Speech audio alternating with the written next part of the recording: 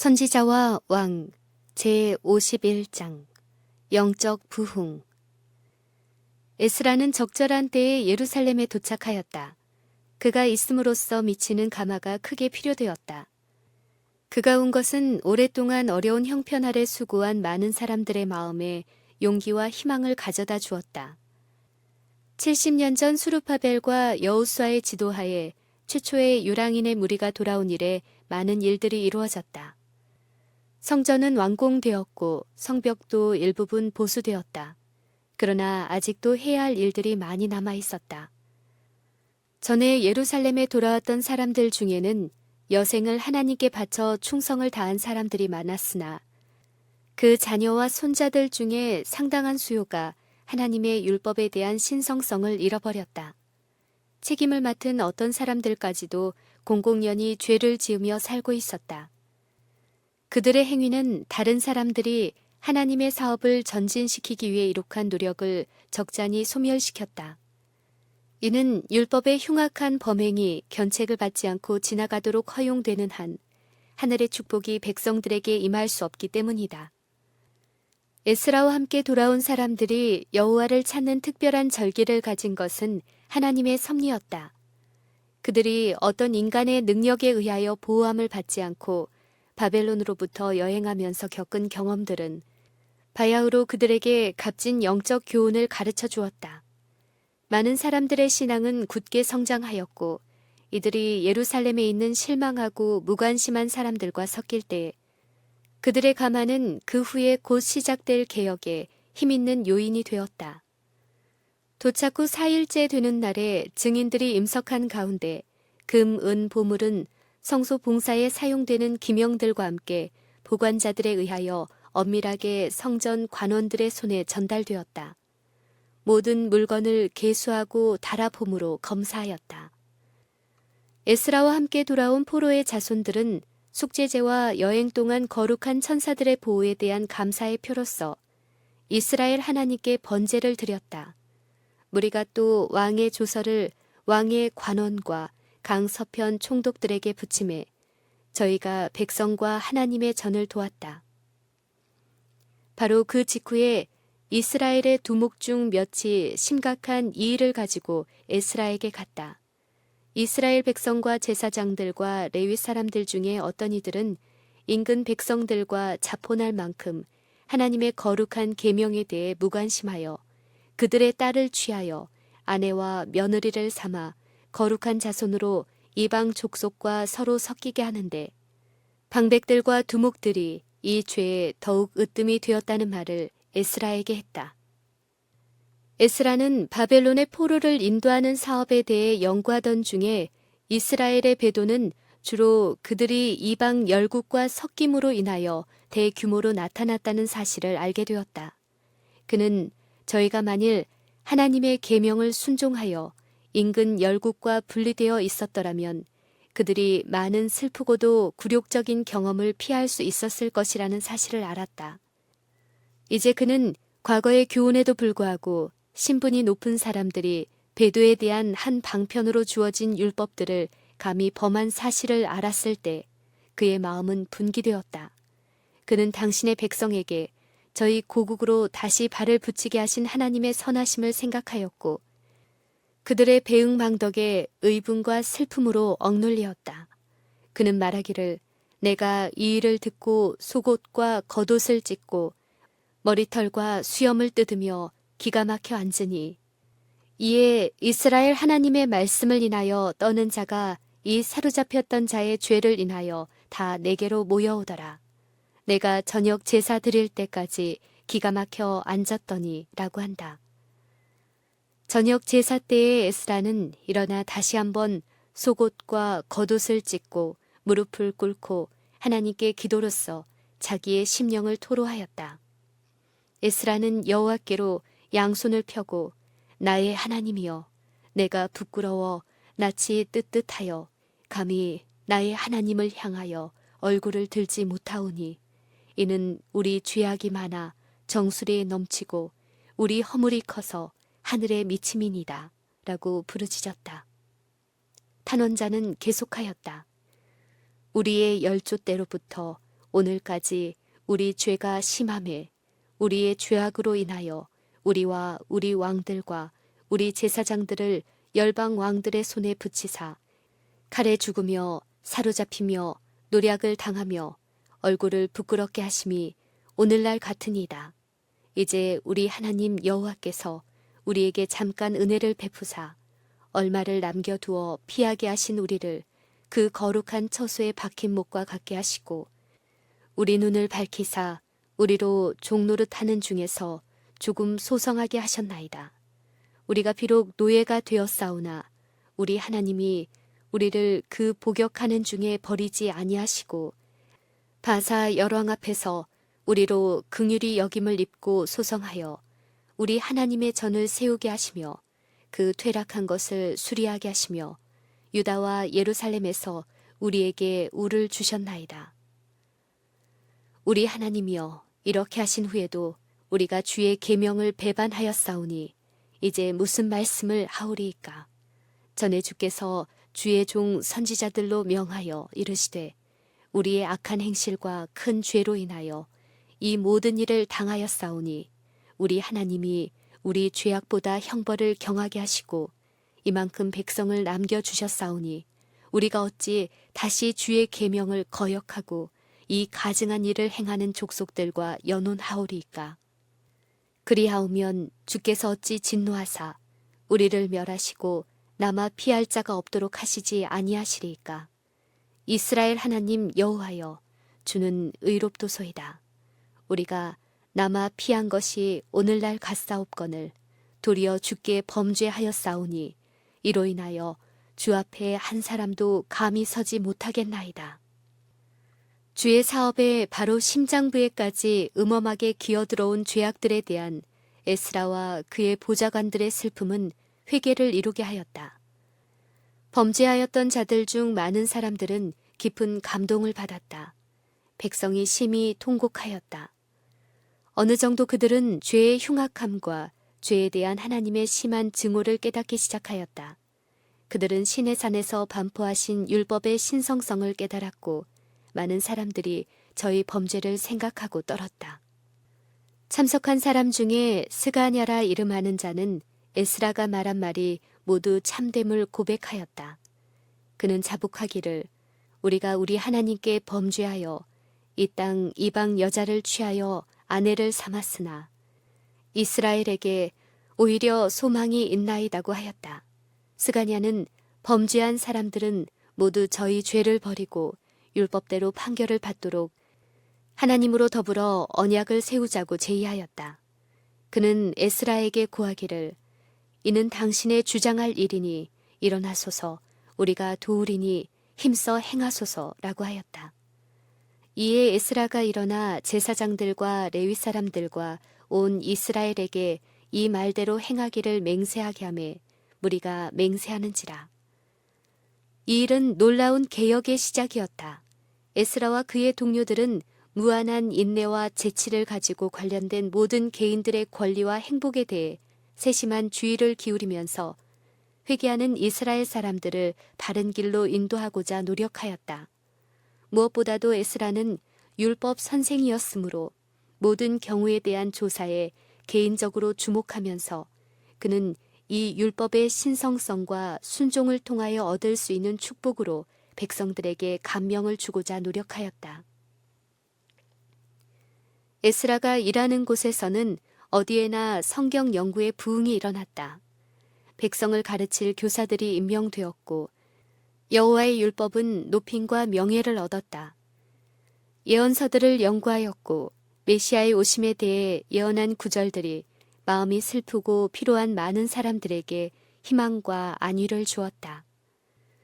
에스라가 여호와의 율법을 연구하여 준행하기로 결심한 지 거의 2000년 이상이 지났으나 시간의 경과가 그의 경건한 모범의 가마를 감소시키지 아니하였다.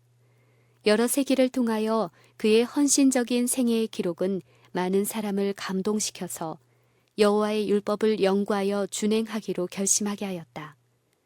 에스라의 동기는 높고도 거룩하였으며 그가 행한 모든 일에 있어서 그는 영혼에 대한 깊은 사랑에 의하여 행동하였다. 고의로 범하였던지 알지 못하고 범하였던지 간에 범죄한 사람들에게 에스라가 나타낸 동정과 친절은 개혁을 일으키고자 하는 모든 사람에게 한 실물 교훈이 될 것이다.